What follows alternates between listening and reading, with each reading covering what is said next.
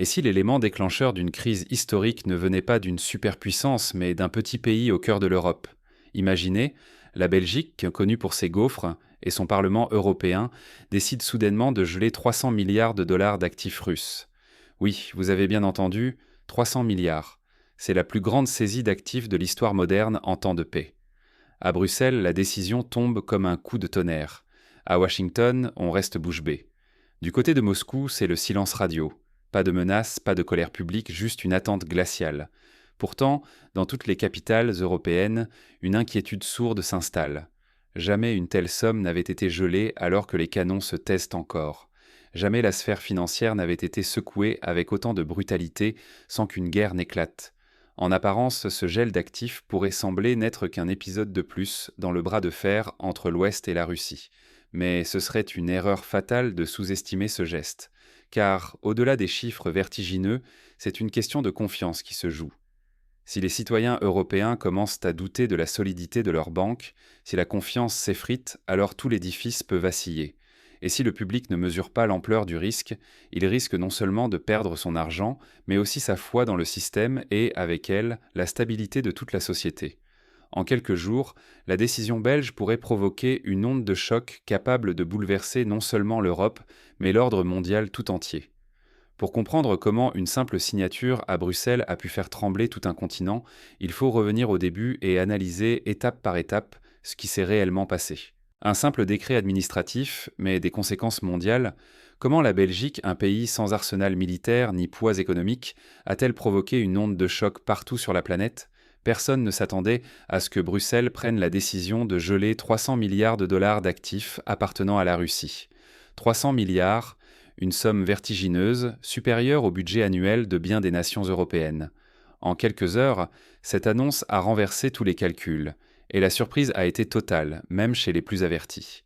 À Washington, on applaudit haut et fort. Les dirigeants américains voyant dans ce geste une démonstration de force inédite, un symbole d'unité occidentale. Mais à Moscou, c'est le silence absolu. Pas un mot, pas une menace. L'état-major russe analyse, mesure, prépare dans l'ombre. Cette absence de réaction publique fait monter la tension en Europe. Tout le monde sait que la Russie n'agit jamais à la légère. Ce gel ne concerne pas seulement la Russie. Ce montant colossal, comparable à la totalité du budget annuel d'une grande puissance, sert aussi de signal d'alerte. Du jour au lendemain, chacun comprend que les institutions financières européennes peuvent immobiliser d'énormes avoirs en un simple clic administratif. L'effet domino ne tarde pas. Partout en Europe, l'idée que cela pourrait arriver à n'importe qui s'installe. Les marchés vacillent, les conversations changent de ton. La confiance, fondement invisible de nos économies, commence à se fissurer dans l'esprit du grand public. Ne pas saisir la gravité du contexte, c'est ignorer à quel point la stabilité de nos systèmes repose sur une confiance collective fragile. Si la population commence à douter, tout l'édifice peut vaciller.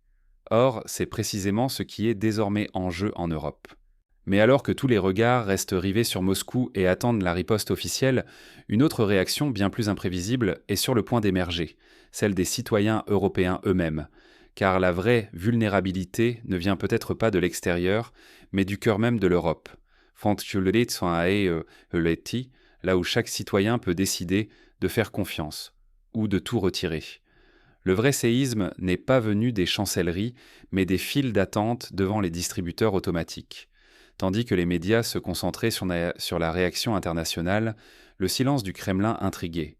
Aucune déclaration officielle, aucune menace, juste une attente glaciale. Ce calme apparent était le prélude à une tempête plus profonde et plus insidieuse. Dans les rues d'Europe, une autre onde de choc se propageait. En quelques heures, les rumeurs et l'incertitude faisaient un peu leur œuvre. D'abord timidement, puis de façon massive, la population se ruait vers les guichets et les distributeurs. La panique ne criait pas.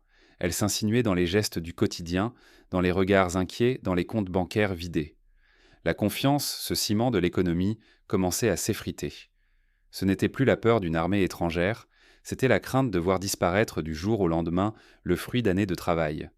Surtout chez la classe moyenne, pilier discret mais essentiel du système européen.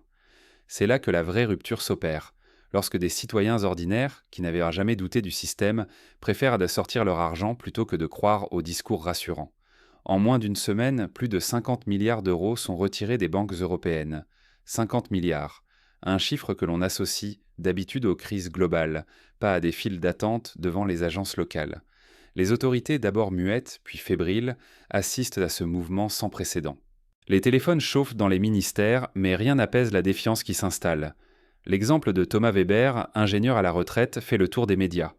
Ni extrémiste ni conspirationniste, Thomas décide un matin de retirer toutes ses économies, simplement par méfiance. Il n'a rien contre les banques ni contre l'État, il veut juste protéger ce qui lui appartient. Son geste en inspire d'autres et, d'un coup, la question n'échappe plus: est-ce exagéré? Mais n'est-il pas déjà trop tard pour agir? À ce stade, chacun sent peser la menace. La dévalorisation brutale de ses économies, la paralysie de ses investissements, voire la possibilité de restrictions inédites sur ses avoirs. Ce n'est plus un débat d'experts, c'est la vie de tous les jours qui vacille, l'avenir qui devient incertain. Mais la réplique de la Russie ne tarde pas et va aggraver ce climat de défiance. La réponse russe, calculée et déstabilisante, va transformer une crise de confiance en véritable choc systémique pour toute l'Europe. Et si la véritable arme de Moscou était la patience et une stratégie pensée sur des décennies? Alors que l'Europe s'agite, la Russie riposte sans un mot plus haut que l'autre. Le Kremlin annonce la confiscation de tous les actifs occidentaux présents sur son territoire. Chaque euro, chaque dollar, chaque bien saisi en réponse directe au gel de ses propres réserves. Une réponse froide, méthodique, qui démontre que Moscou ne réagit pas dans l'émotion, mais avance selon un plan mûrement réfléchi. La Russie ne se contente pas de confisquer ses avoirs. Elle laisse clairement entendre que d'autres contre-mesures sont prêtes à être déclenchées en cas de nouveau préjudice. Si l'Occident va plus loin, Moscou élargira ses représailles. Interdiction de dividendes, expropriation, restrictions sur les transferts vers l'étranger. Pour les entreprises occidentales encore présentes, le climat se transforme en champ de mine juridique et financier. En parallèle, la Russie accélère le développement de ses propres systèmes de paiement, totalement déconnectés du dollar américain et du réseau SWIFT. Les transactions commerciales et financières s'effectuent désormais via des circuits alternatifs, où le rouble, le yuan et d'autres monnaies prennent la place du billet vert. Moscou ne fait pas cavalier seul. Plusieurs pays du Sud et de l'Est, eux aussi méfiants envers la domination occidentale, observent et commencent à s'engager dans ces alternatives. Ce mouvement ne se limite pas à la sphère gouvernementale. Banques d'Asie, fonds souverains du Golfe, exportateurs africains. Tous se demandent: et si nos avoirs étaient, un jour, gelés sans préavis? La confiance dans la sécurité des dépôts en Occident se fissure, lentement mais sûrement. Pendant ce temps, la Russie, elle, montre une stabilité et une cohérence inattendues. Elle affiche une résilience qui contraste avec la fébrilité européenne.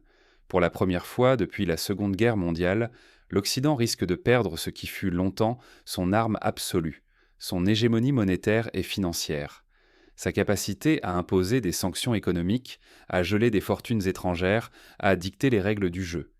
Si la brèche de confiance s'élargit, c'est l'ensemble de l'édifice qui vacille. Car sans la croyance dans la sécurité des avoirs, plus aucune réserve, plus aucun contrat n'est à l'abri. Cette offensive silencieuse de Moscou ne se joue pas sur le champ de bataille, mais sur celui de la confiance, de la patience et de la stratégie à long terme. Face à ce bouleversement inédit, comment les citoyens et les décideurs européens peuvent-ils tirer les leçons de cette crise et s'y préparer au mieux? Derrière chaque crise financière se cache un effondrement psychologique. C'est le facteur invisible, mais toujours décisif, la confiance. Lorsque celle-ci commence à vaciller, rien ne semble plus tenir, peu importe les discours officiels ou les mesures d'urgence. Face à la tourmente, médias et dirigeants multiplient les annonces rassurantes. Pourtant, la défiance s'installe, insidieusement.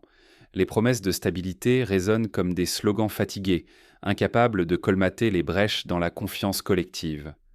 Pour ralentir la panique, les autorités prennent des mesures d'urgence.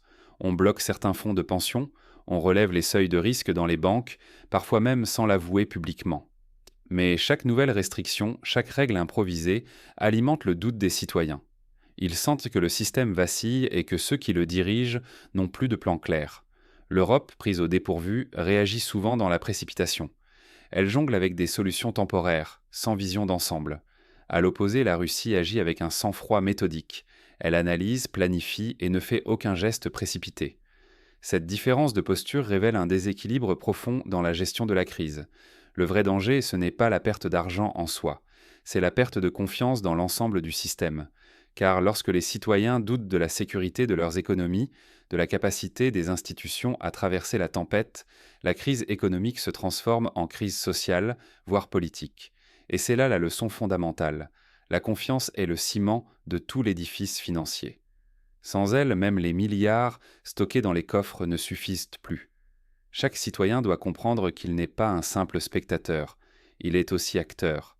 S'informer, questionner, ne pas céder à la panique ni à l'indifférence, c'est la première ligne de défense contre l'effondrement de la confiance. Ne rien retenir de cette crise, ce serait condamner l'Europe à reproduire les mêmes erreurs. Cela affaiblirait durablement notre tissu social et réduirait notre capacité à résister aux prochains chocs, qu'ils soient financiers, politiques ou technologiques. Alors, quelles conclusions tirer de cet événement inédit? Quelles leçons concrètes retenir pour l'avenir? La stabilité financière ne repose pas sur des chiffres, mais sur la confiance que nous accordons collectivement.